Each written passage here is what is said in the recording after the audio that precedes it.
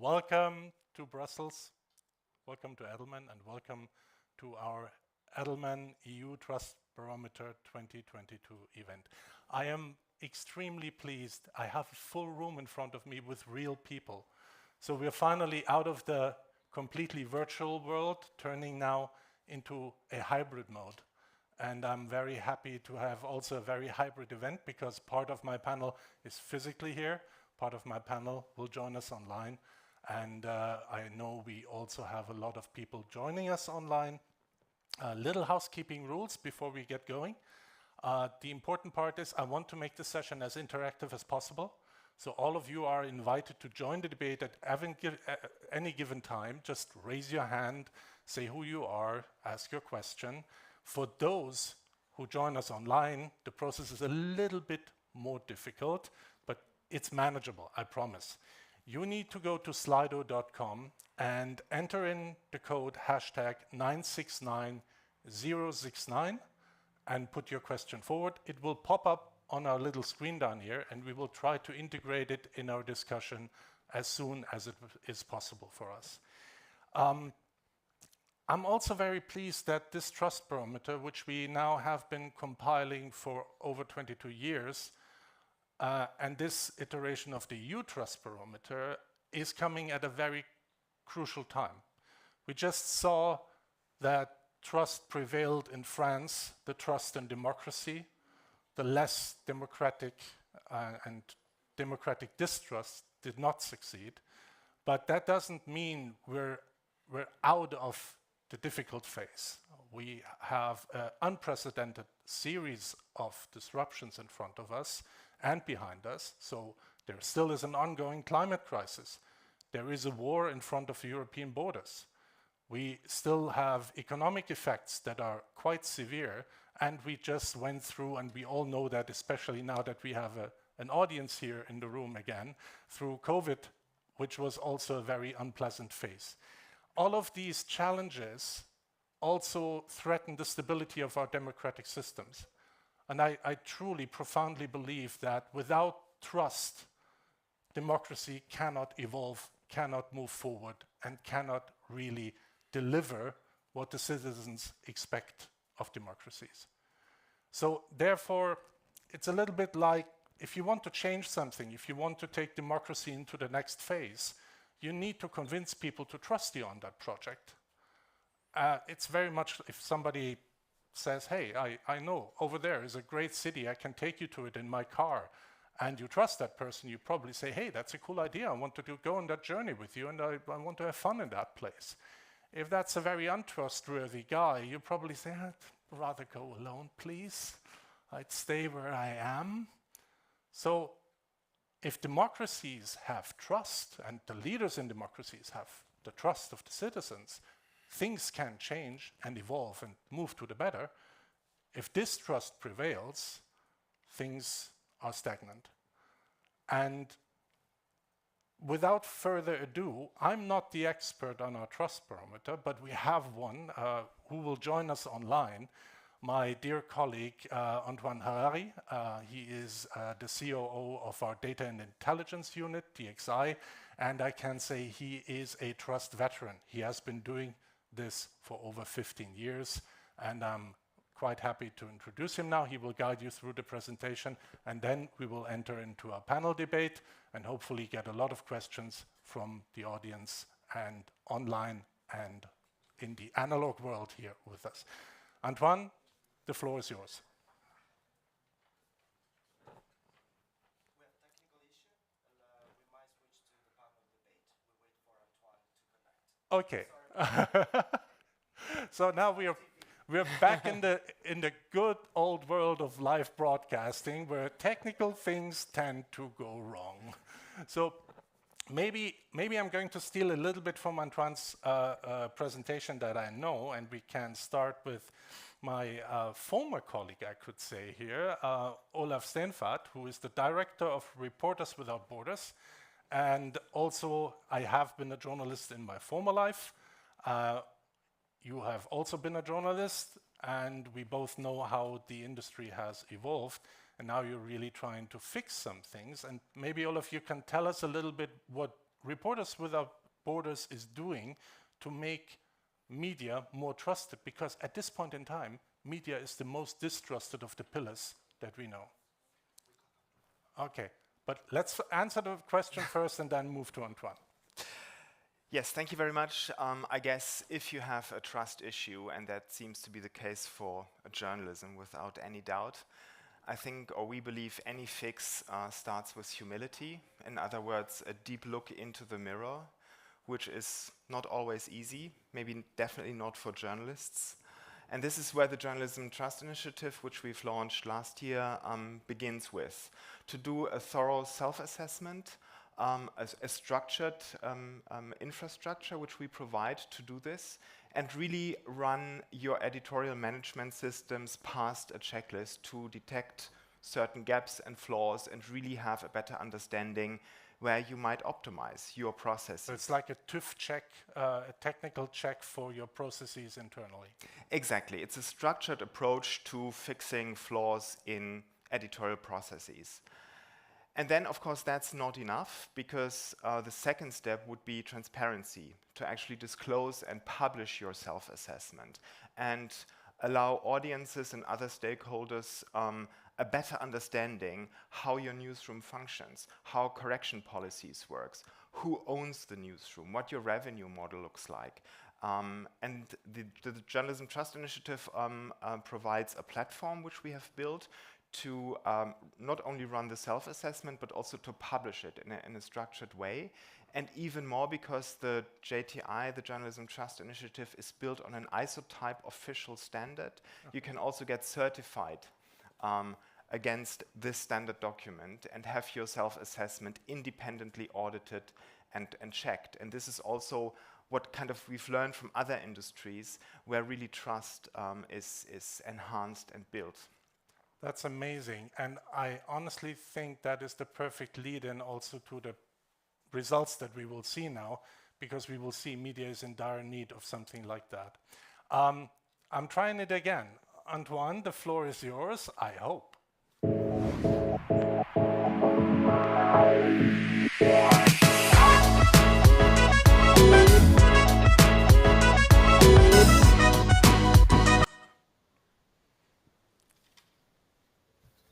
Hello, Great. Antoine. Good morning, ladies and gentlemen. Thank you, Stefan. I hope you hear me okay.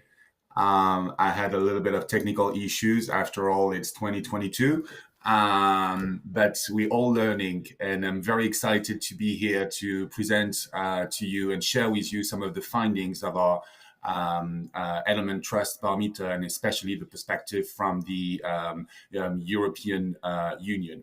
So without further ado, let's move to the first couple slides to talk a little bit about the barometer. I see yeah, great, awesome. So moving on to the next slide, a little bit about the methodology. You can find everything on our website where you will get an abundance of details about it. But what you should know is that the Edelman Trust Barometer is the largest, the biggest, and the oldest global research about the state of trust in institutions around the world. We cover 28 markets. We have more than 36,000 respondents, which roughly is 1,000 plus respondent per market. We do cover in our global list of 28 countries, 6 EU members, Germany, France, Italy, Spain, Netherlands, Ireland, which represents the bulk of the EU population and GDP, but we are very aware that it's a pretty Western perspective from the EU member states. We're working on it.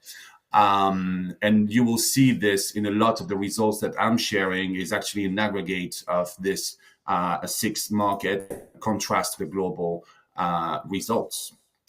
So over the years, the Trust Barometer has been very interesting because, and actually the genesis of that research is also very interesting. It's actually from 22 years ago in Seattle in the WTO negotiation. Our CEO and founder, our CEO and owner, Richard Edelman, was struck by the rising influence of NGOs. And so he decided to basically take a look at the way those new players at the time, on the global stage, were trusted in regards to business or government or media. And ever since, we've been tracking the global state of trust for those 4 institutions with very interesting dynamics. Something that we also identified very early is the move from top-down trust to horizontal trust, meaning that it used to be that experts, power figures were actually, credible and trusted enough that they could speak and people would listen. As early as 2001, 2000, we started seeing the influence of peers and people like me becoming the most trusted institution. What we've seen is a growing disconnect between 2 different types of population. The population that are enjoying a pretty good life, having a job, being educated, being informed, whose trust tends to be systematically higher, and people that are a little bit below, maybe more the mass population, where the disconnect of their trust level has been only growing. And it's been really reflected in some of the changes, the rise of populism, and the tension that we see attached to inequality. So this year, what we observe is actually a cycle of distrust, and I'm going to talk a little bit more about it. That is actually coming from 2 institutions that are losing ground on trust: government in general and media. And the drop in trust in government is very interesting. These results were actually measured 5 months ago in November last year. And it seems like a lifetime, however. But what's interesting is that things have been moving very fast lately in the dynamics of trust in institution. A year ago, in the middle of the pandemic, government was actually really gaining a lot of trust. And business was kind of following, but government really saw a rise in trust. What we've seen 6 months ago is that actually that premium for trust in government actually didn't hold, And we saw in Europe, especially, the fact that no institution is truly above the 50% trust from population except business, which has 54. So that puts a lot of responsibility on business, and we talk a lot about that.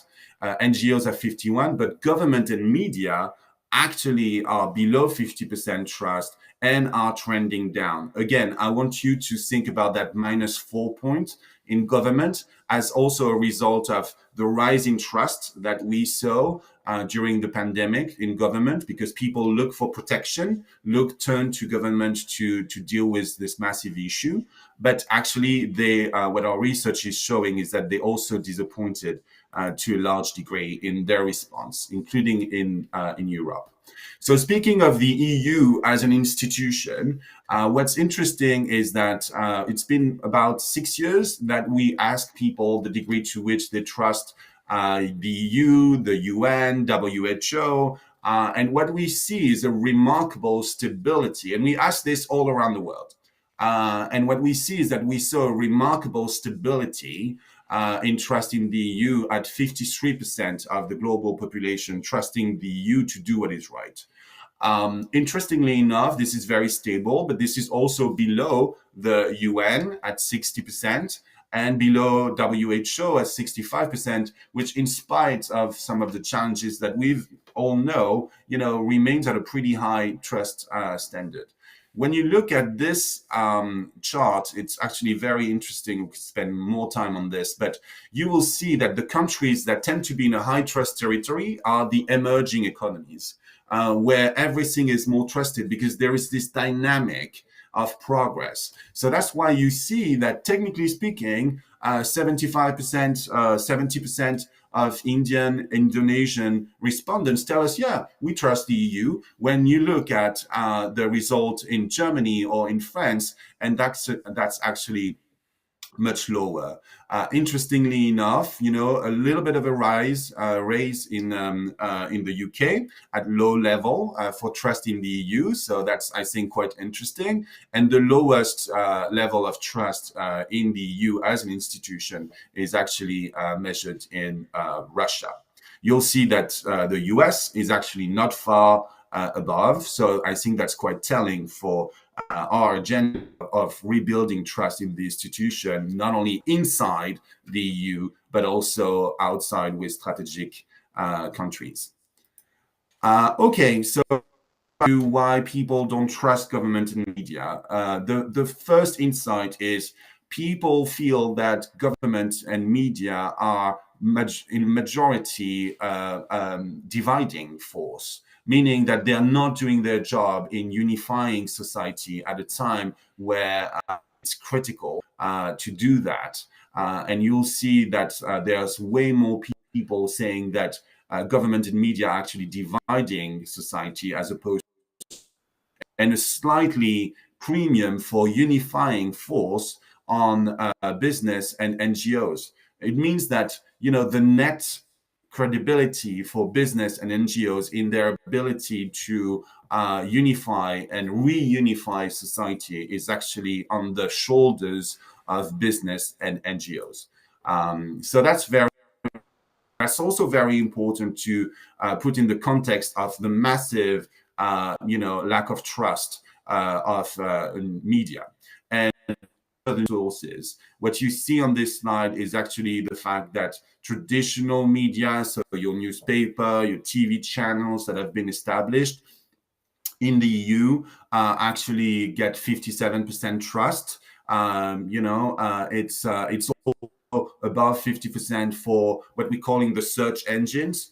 So basically, this hybrid model between media and search engine is actually building a lot of trust from people, and we can debate that, but that's a fact, and that's something that has been around for a long time. What we see is that social media is actually very low, with double-digit decline over the last year, which is so striking. And you'll see that some of the EU members are actually in the lowest position when it comes to their trust in social media. Something interesting for the business people in the room, owned media, so the media that the company or the organization is controlling, are actually getting credibility. They're absolutely not at the level of credibility from traditional media, but it's actually a trend that is going up for that media. We all know this, so I'm not going to talk a lot about it, but fake news, deep fake, all of that is creating a massive, massive downward spiral for trust in general, not just in media, but in all institutions. And you will see that 76% of people are being scared that false information or fake news could be used as a weapon to destabilize economies, to attack countries. And I think that's actually very current as well, and has been for the last few years. It's growing 4 points. So there's a lot of fear. There's very little trust in government and media, and there's a lot of pressure on business and NGOs to reunify our societies in context of many fears, losing job, climate change, cybersecurity. All of that is heavy on the mind of people that tend to really focus on what they can control, their immediate environment, and opt out from a lot of engagement with democracy, with elections, and we see that with the latest results in France. That's all coming from the same thing, which is lack of trust leading to disengagement. And in the context of fake news and misinformation, that's a recipe for something not very rosy, actually. Who can help? We turn to leaders to rebuild trust, And actually, the bad news is that when you're looking at title leader degree of trust, they're not trusted. leaders, journalists are below 40% trust in the EU markets.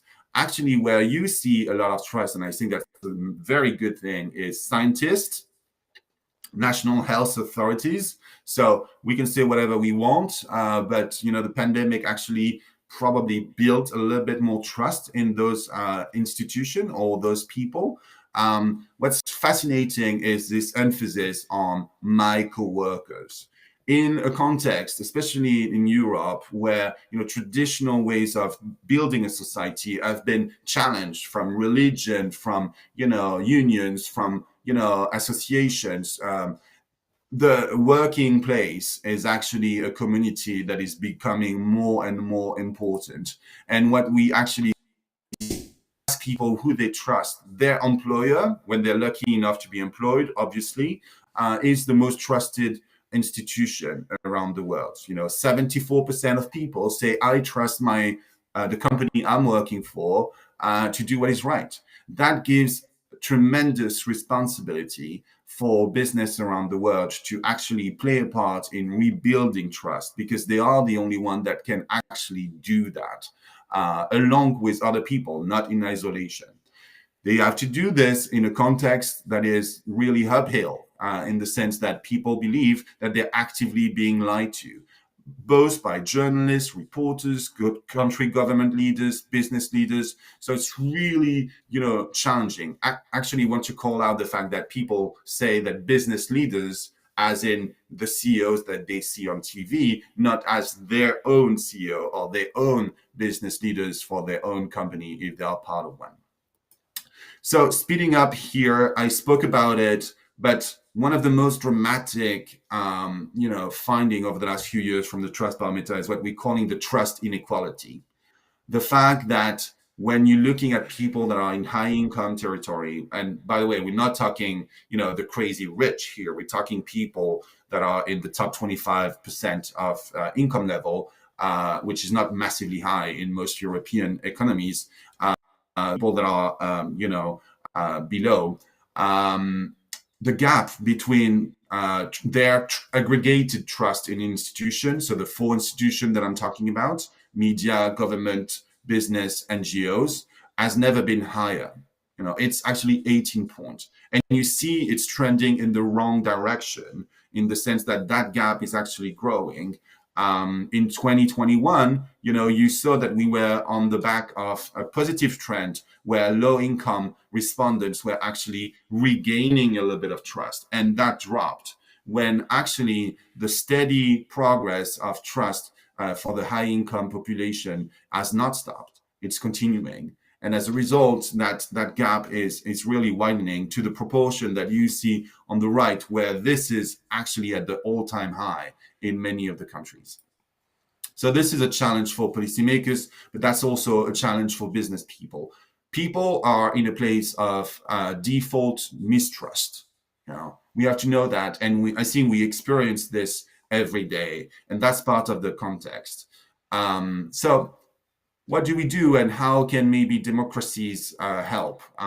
First, what we see is that in terms of the level of trust that different countries enjoy, here it's a fascinating chart where you look at, on the right, the aggregate trust index, so trust in the four institutions for general population last year and this year, and you see that there's been some tremendous changes. First, the countries that lost the most trust are here on the right. Germany, Australia, the Netherlands, South Korea, US, all have decreased trust level by more than 5 points, which is a lot, And the contrary, at the opposite end of the spectrum, more centralized economies, UAE or Thailand, are actually, their respondents are actually building trust in the institution. So what we see is that most Western-type democracies see their trust level decline, and more centralized economies or authoritarian countries actually see a lot of trust going up. So that's also telling when you look at the optimism from those population. When you look at Japan, France, Germany, Italy, less than 1 in 5 in those markets believe that their family and themselves will be better off in 5 years' time. When you're looking at Nigeria, Colombia, India, UAE, Saudi, that's actually more than 3 in 4 that believe that there's going to be progress. So this is the picture of a world where trust is decreasing and the sense of progress is stalling, when in other markets trust is driven and there's a positive cycle around the progress. Questions about capitalism? In the interest of time, I'm not going to get into this, but that's also a part of the picture. More people believing that capitalism, the way it exists today, is maybe not doing as much good as harm. So how do we break that? Actually, what's critical is that business and NGOs have a huge responsibility. They are the one building trust right now. Trust is built on 2 axes: being good at what you do, being competent, which is what you have on the left to right, and being good intentioned, ethical, which is what you have from top to bottom. What we see is that business is the only institution that has become, it was not like that, judged competent and slightly ethical, more ethical than before, a net positive in ethics. NGOs are seen as very, very ethical. The question of their competence and ability to have impact is in question, but they enjoy that very strong position. So I think that rebuilding trust, in spite of the decreasing situation in media and government, really has to happen at the nexus of business and NGOs and civil society working together. And the way to do that is by engaging on the different issues of the day, the one that are keeping people on climate change, economic inequality, workforce reskilling, which we didn't talk a lot about. That is really where people want to see more impact, more collaboration, more action, and they want to business accountable, meaning that today it's not longer okay to think, oh, this is not my place. As a business leader, this is not my to intervene in those spheres. I just need to focus on my bottom line, focus on what I have to do.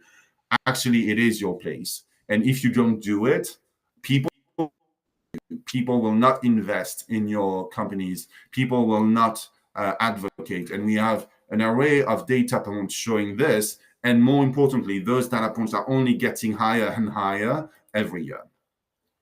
So information is another thing. The quality of information has to be better, and all of us have a part to play in this.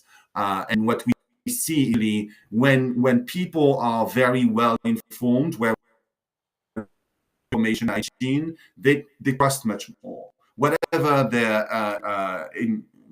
their revenue level is, their social context, the people engage with information in a way that is positive, credible, regular, really helps build trust.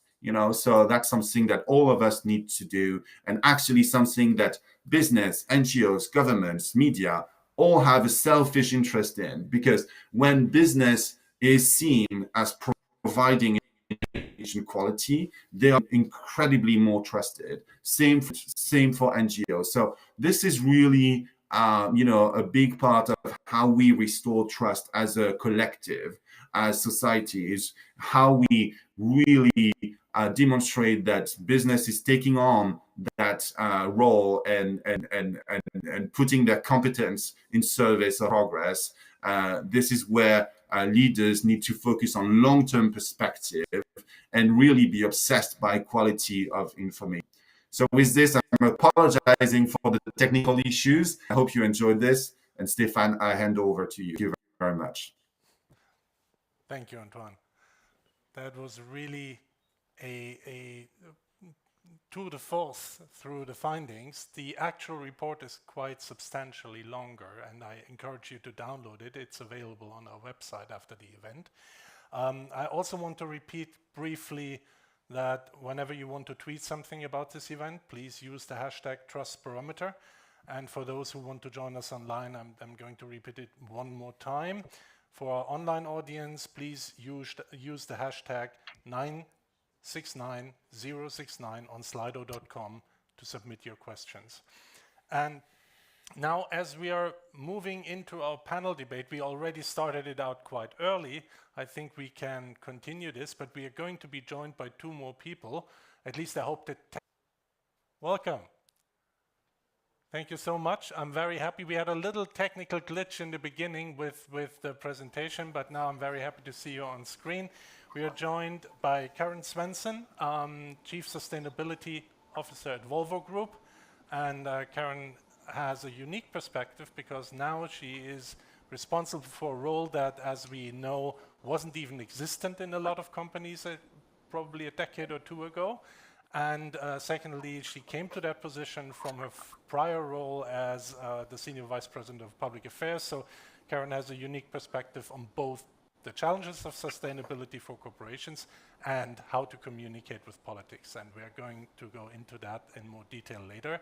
And last but not least, Linda McAvan, I'm twice happy to see you here because you're part of the small group of lost brothers and sisters from the UK who were in the European Parliament until the UK decided to leave our humble club of EU.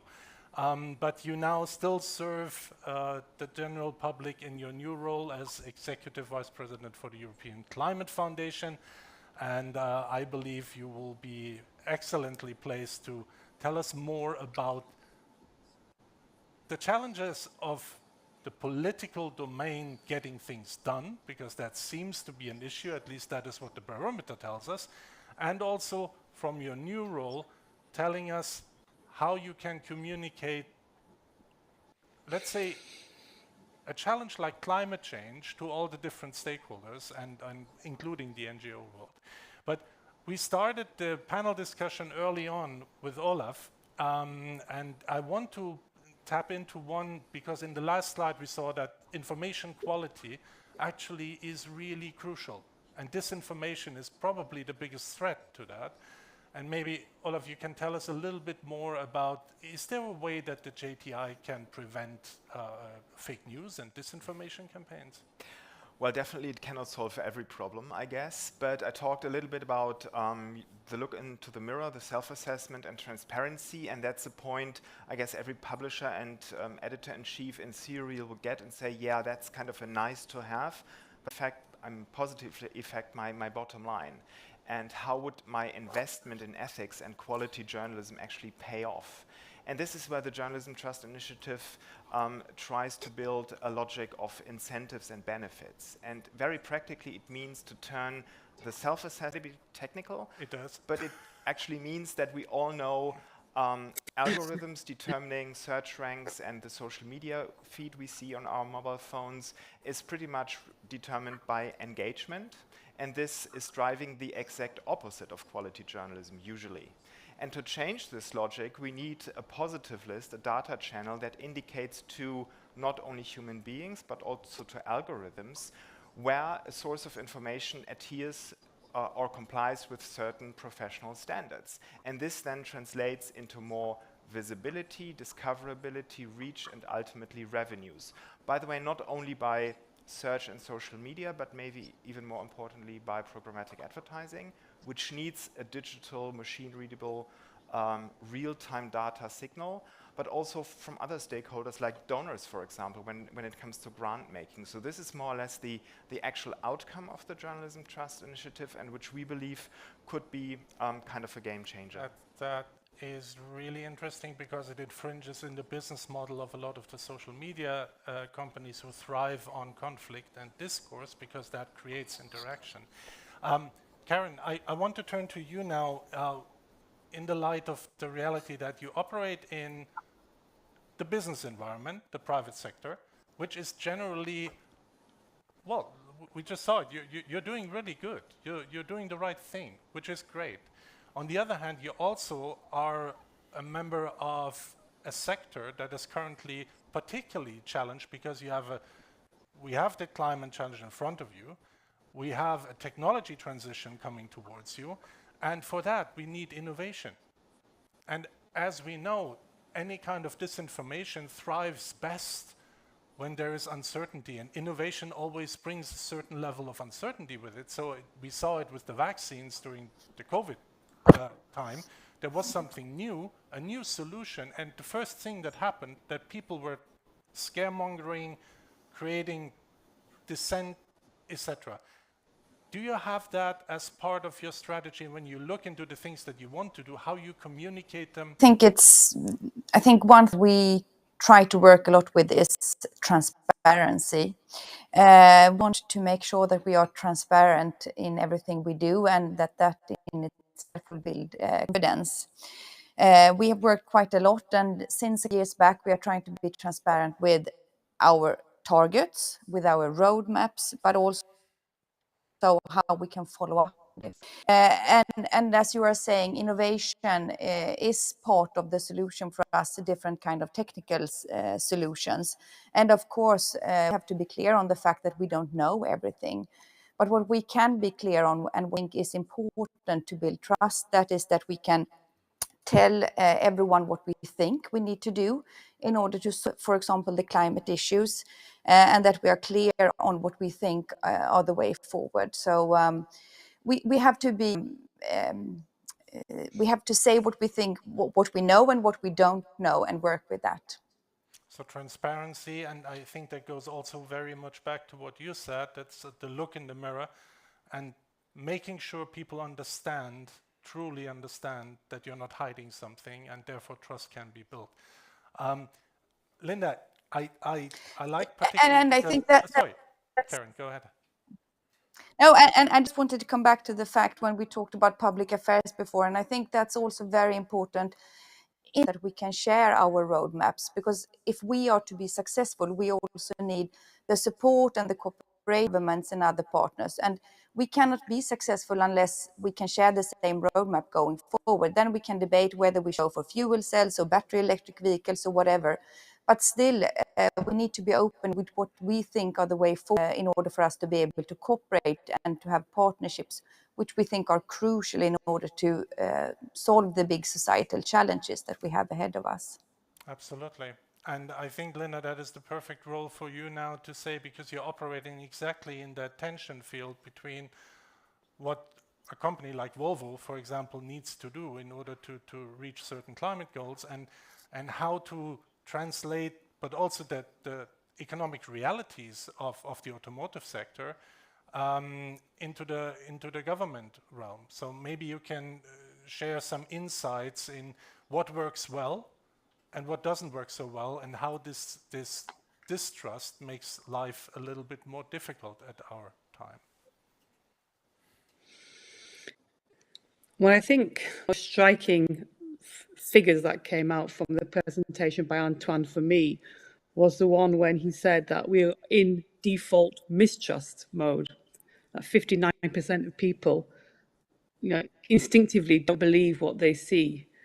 And I think all of us across all the sectors should be reflecting very deeply about this. I mean, I now work in a civil society sector, and although at the start that trust is central to democracy, and that's absolutely right. Trust is the ties that bind us.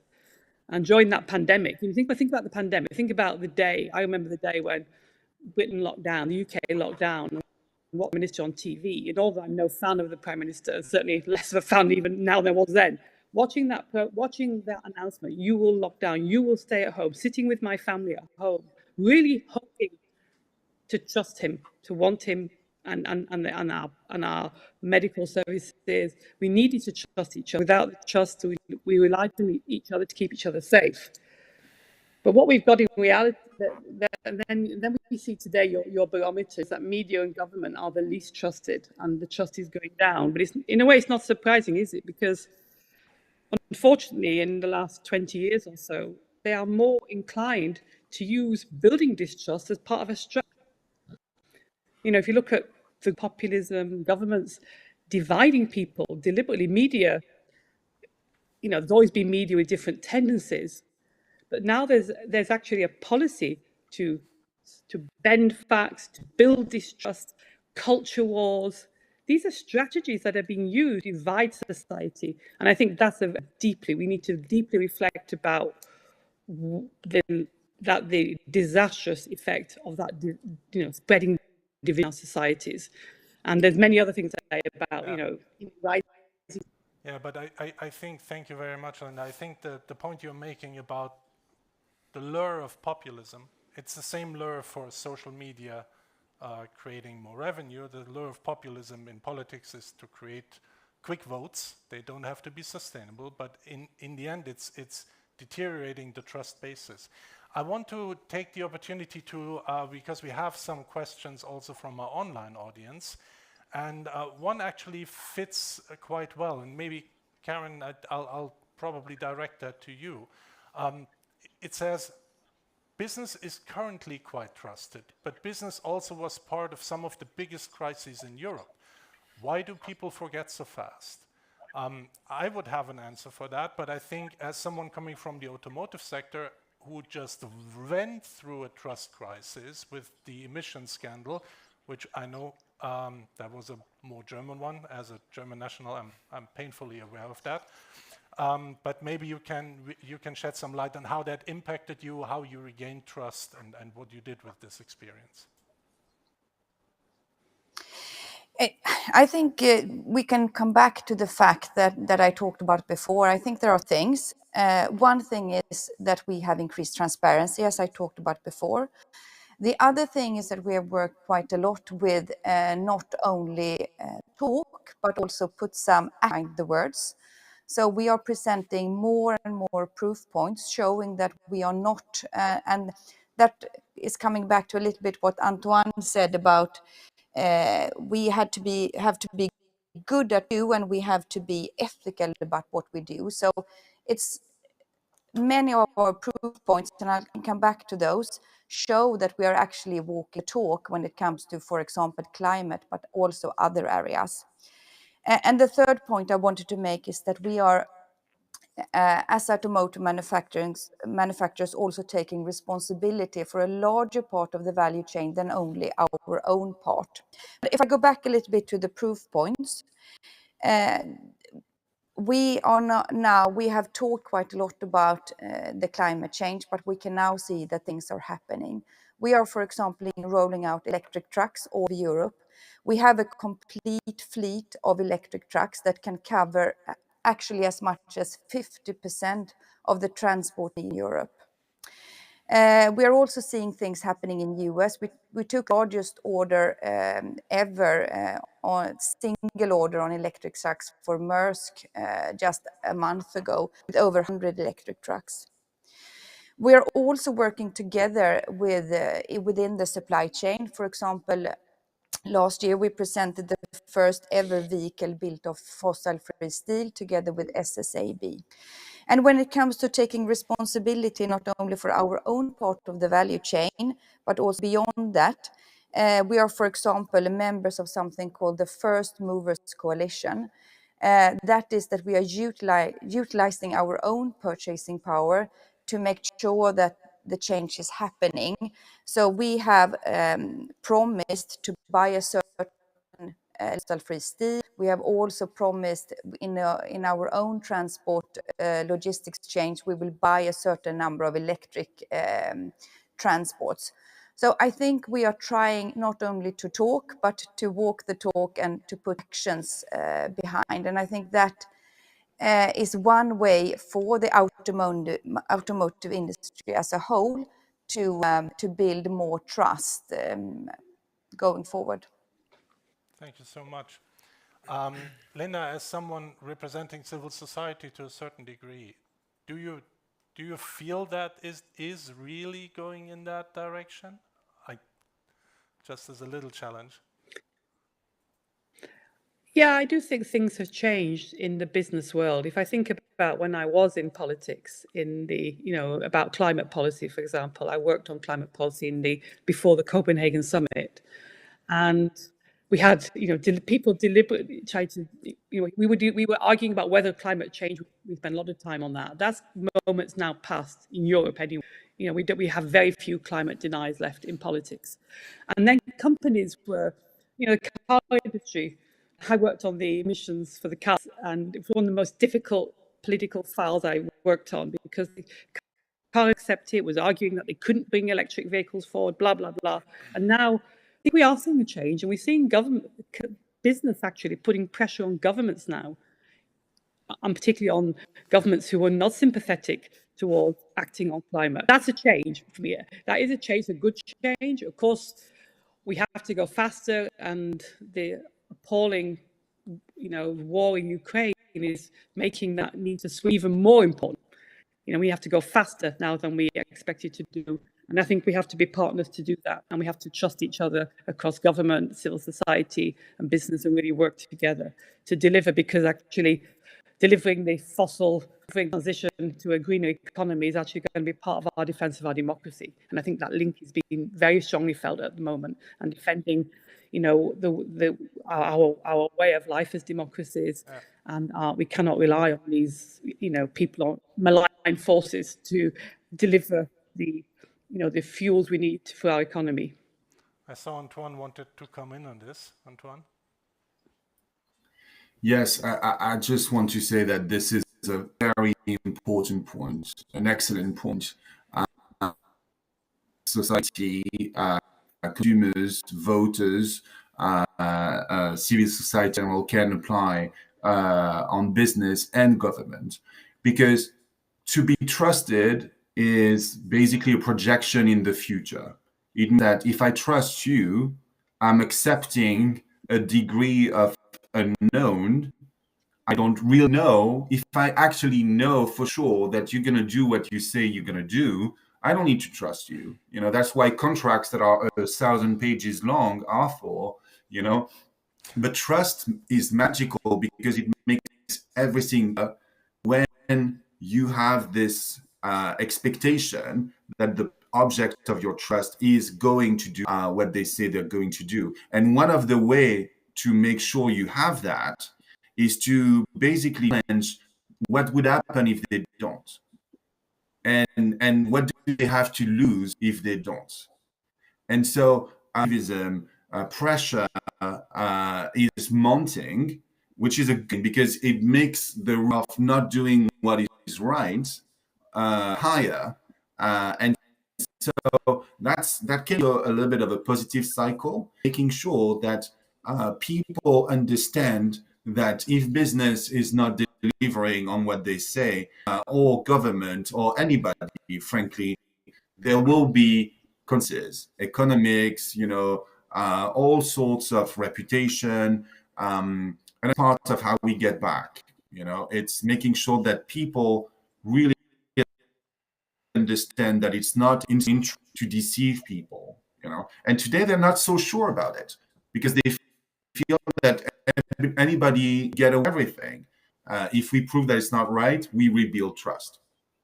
Yeah, thank you, Antoine. That is, yeah. Olaf, you wanted to just very briefly building on this, and maybe on one of the questions that's coming in about how the war in Ukraine plays into this. I think all of us kind of traveling in the bandwagon of trust and dealing with disinformation and the phenomena of also, press freedom and media sustainability always experienced this as a niche topic over years. So we would talk to sociologists, anthropologists, academia, maybe ministries of culture and media.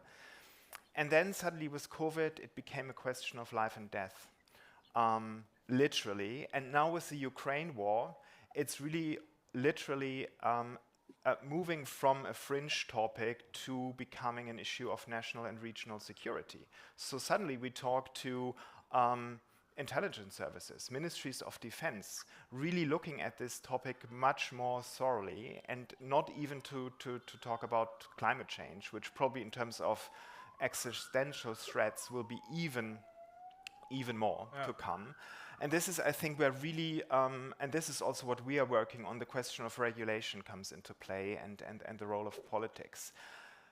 So we know the most unhealthy food is also the cheapest, right? Which is not only an individual problem, but also a societal problem in terms of pressure on health systems, etc. And markets will not fix this because they create this problem. In the information space, and this was also on one of the charts, if you look at the gap between well-informed and not so well-informed people, if quality information disappears behind paywalls and what's available for free is to put it mildly, not so much quality information, that's a problem that markets will not fix because they create this problem. And this is where really, I think governments and regulation has a role to play. That is a very interesting question that you're raising, especially at a moment where Elon Musk just acquired Twitter. I think, do you want to comment briefly on this? Because there is, I know in Germany there was a little bit of outrage where they said we need to have public broadcasting in Twitter so we can trust the social media information. I have a little bit skepticism about this approach, but maybe let's hear your voice on it. Yeah, maybe somebody needs to tell the people at SpaceX that this is not rocket science. It, I think, is a very fundamental problem that most of what we are looking at is actually perfectly legal. It's all, you know, freedom of speech. The only problem is, and this is kind of a Schrödinger's cat kind of dilemma we are facing, that zillions of individual acts of exercising freedom of speech can erode the very systems that protect the freedoms that we thrive on. And this is, I think, the dilemma, which is not only a regulatory problem, but also maybe a problem of technology. I think platforms are working on it, and if this is rolled back, this is what we are obviously to be expected with Twitter. I think we're facing even more problems than less. Yeah, okay, so over-regulation may not solve the issue after all. I still want to, because the question in full was, how will the war in Ukraine influence trust in media, governments and businesses? Normally I would direct that to Antoine. Maybe you can give us a brief estimation out of your 15 years experience there.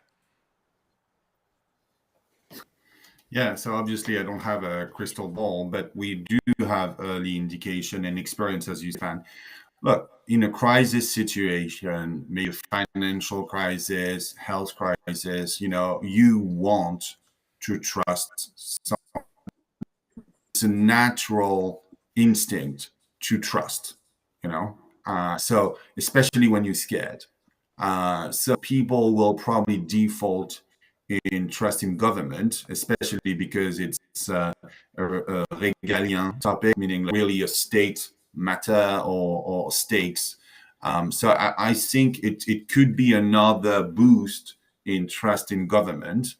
But as we saw through the pandemic, it's becoming a little bit like empty calories. Like, you know, that spike of trust in government at a time of crisis is actually not lasting and is not hiding the steady line. So, you know, I'm not sure about the trust in business dynamic, because in that particular matter, I don't know that business has the key to resolution. You know, it certainly holds the key to many action that can help, but you know, does it hold the key to resolution? I don't know. So that's my yes. I would expect that people will default back to government a little bit. For the long term, I'm not so sure. I would like to exactly, Linda, get to you. I also want to have one question for Karin later on, but let's start with you first, because the trust in government is actually something I think you can judge very well. Linda. Yeah, I think the impact of the war in Ukraine is depend how the governments react to it and how the EU is react to it, because of course the countries on the front line are scared, really scared. I have colleagues, many working with them now from who are on the front line states. They are scared. They want Europe, EU to deliver now. They need solidarity. We stand together, but also it will be a big moment coming in the autumn as the real economic impacts come and the cost of living crisis comes. And there, governments did during the pandemic, actually. They didn't, for me, they didn't in 2008. In 2008, when the financial crash came, government, a lot of them stood back, and the EU got into the mess about the Eurozone and, you know, strict borrowing and all these things. Germany was very rigid. But in the pandemic, they moved quickly. We had conservative governments in the UK putting public money in, protecting people. This is what they do come this autumn. This cost of living crisis is very real. And we need governments to act because, I mean, what the very interesting thing about inequalities was interesting, of course, that, you know, the better off you are, the more you're trustworthy. That's not as surprising, is it? Because that means the system's delivering for you. And if the system doesn't deliver for the vast majority of society, we will not have trust in society. So we should really care about inequalities. It really matters. And the EU should care about it.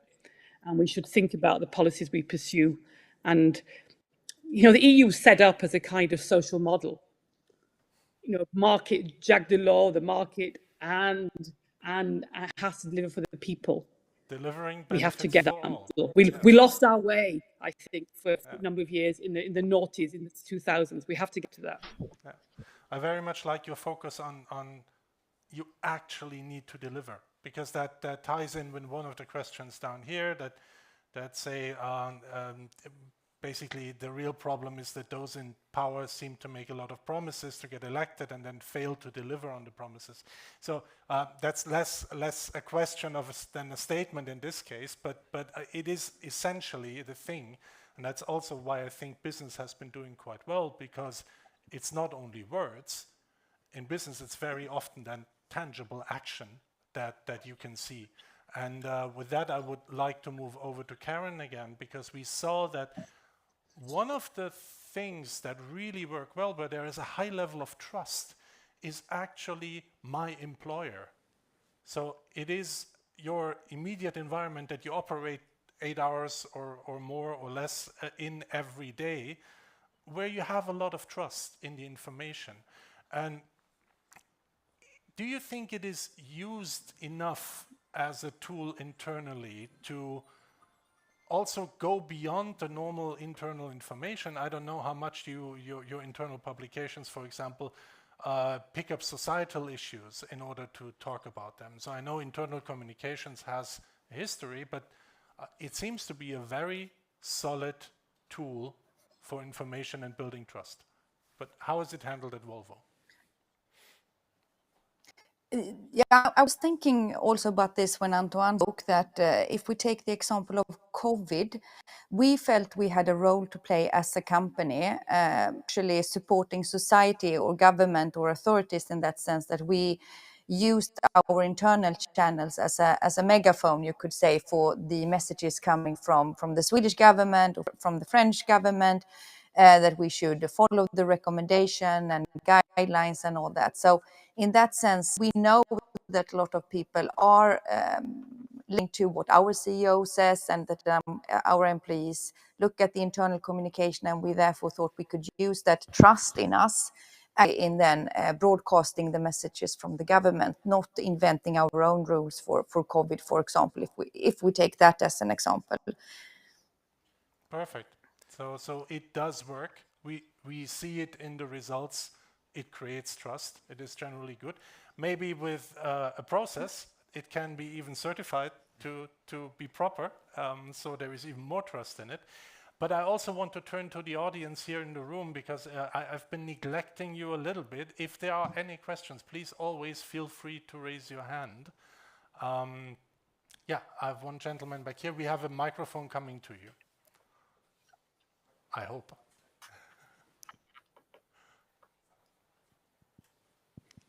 Okay. No, behind you. Thank you. Jesus Olivares from FIPRA International. I actually had two questions. The first one is, you mentioned in the report, it shows that trust on institutions in Western democracies is going down, while in authoritarian regimes it is going up. Yeah. What do you think are some of the factors behind this trend? And then related to this, my second question was whether the survey controls for a potential bias in these authoritarian regimes, where people might shy away from criticizing their leaders, either because the culture of freedom of speech is not as developed, or because it is not as politically or socially acceptable to criticize leaders. Thank you very much. Absolutely valid questions, but I have to direct them to Antoine. Were you able to hear the question? Yes, I was. Okay, you'll tell me if I'm completely. Yes. What's interesting is that we have 22 years of tracking data. so you're absolutely right that, you know, in some countries it's less easy to voice any type of concern about, you know, different institutions, especially government. So we do factor this. However, what we see is that those in the fact that, yes, we expect higher degree of approval, support in those countries. However, this level of approval tends to be going up, which is something that, you know, it's in the trend that we see, and the opposite trends in the decline of in Western type democracies and the rise of, even if you start from a higher space, you know, you could see those dynamics that are different.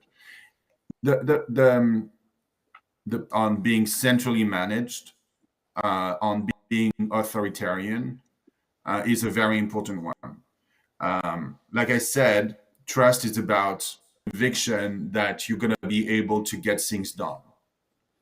It's your intent, but it's also your ability to have impact. And so you don't need to be perfect to be trusted. You actually need to have a vision for the future. You need to be sincere in pursuing it and having the intention to do this. And you need to be seen as having the ability to create that change, create that impact. And I think that some of those economies that we see in high trust territory, they are actually capitalizing on this notion that they have the will and they have the to make change happen. It's also fascinating, not in our research, but in many others, to look at the appetite from population in France, in the UK, in Germany, in Italy, around the even in the US, to have more non-democratic forms of government, where experts would lead, where some of the military could lead. You know, it's a minority, but it's a growing minority.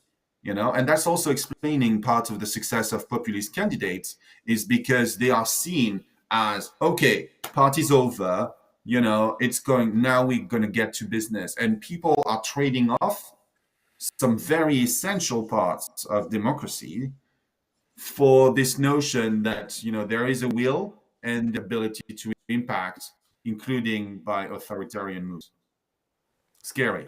Thank you very much. But I don't know where the quote came from, but somebody once said that a well-led dictatorship is one of the most effective forms of governance. It may not be pleasant or nice to live in, but it can get things done. On the other hand, that's not the system that we want to live in, and I definitely hope that the democratically minded leaders will be able to find ways to make promises and deliver on those promises better in the future, so we don't run into these issues. But Lena, I would like to put the question to you. What does have to change in politics to make sure that not so many leading politicians fall prey to the lure of populism? Because it is there, it's tangible. Well, firstly, on that last point, though, I do think we should be careful, because history, I think, shows quite the opposite, actually. I think, you know, in terms of, yeah, you might get short-term under dictatorships. They don't do long-term, and they end up looking elsewhere for resources and end up in war. The dictatorship, where we see as broad as peace and prosperity, and I think a better life for most people. And it might not be a perfect system, but I think was it Churchill? Somebody said it's the least worst option of all systems, whatever people think of their democracies. I think what do we need to do? I think things that I thought was interesting in the figures was that 65% of people believe that the lack of constructive and civil debate, that there's a lack of debate inside their own country. People don't listen to each other anymore. And I think one thing that we really need to do is, you know, to listen to each other. And one thing we're trying to do as the Climate Foundation is to, you know, we work a lot with obviously green NGOs, but to put them together with the trade unions who defend their jobs, with the business community, with people who you know, living in energy poverty, to make people listen to each other and to understand each other's dilemmas and create a sense of society, that there is such thing as society. and for the governments, I mean, and people who seek power, they talk all the time about, oh, I'm going to govern for all of the people, but they really need to get back that sense of governing for the people and having a more honest dialogue with people about difficult issues, which is something also missing from public discourse these days. The world is a complex place. They're not simple buttons to push to resolve all our problems. We have to resolve them together, and these will take time. And I think we need to do more explaining, more honest political debates as well. I couldn't agree more on this one, especially the ability to communicate complex things. But there, we normally, or we used to have a good translator for these, let's say, complex worlds and the necessities of needs to be done. That used to be media. And they took a translator role of the world to the people, and sometimes even back. Can that be recovered? Can that be restored from your point of view? Yes and no. I think, first of all, what we have to admit is that the whole media sector, particularly journalism, is in a more and more precarious state, which makes it even more vulnerable to kind of play its role and contribute. And secondly, what I think is also at least the phenomenon we look at is that in this attention economy, where the competition is pretty much high investment, credible journalism against conspiracists, is that the latter actually have a very, good advantage, because they can cut corners, they can just invent things and provide easy answers. And the demand for easy answers is just a very human thing, particularly if the world gets more and more complex, where journalism is disadvantaged because it's even harder to explain, because you have to invest more, and maybe you have missing parts, exactly like science, by the way, as well, losing out against conspiracists. And this is on social media what the competition is pretty much looking like, and where we really have to provide tangible advantages to those that invest in ethical journalism. And again, I'm repeating myself, this is in parts a technological task and in other parts a regulatory task. But the question really is the fundamental business model, can it be changed? Or do we need more public broadcasting in a certain way? Which I hope not, but maybe the answer. Well, public broadcasting that deserves the name is definitely part of the answer. I personally also believe that the advertising-driven business model of media is not as dead as it's always been proclaimed. Okay.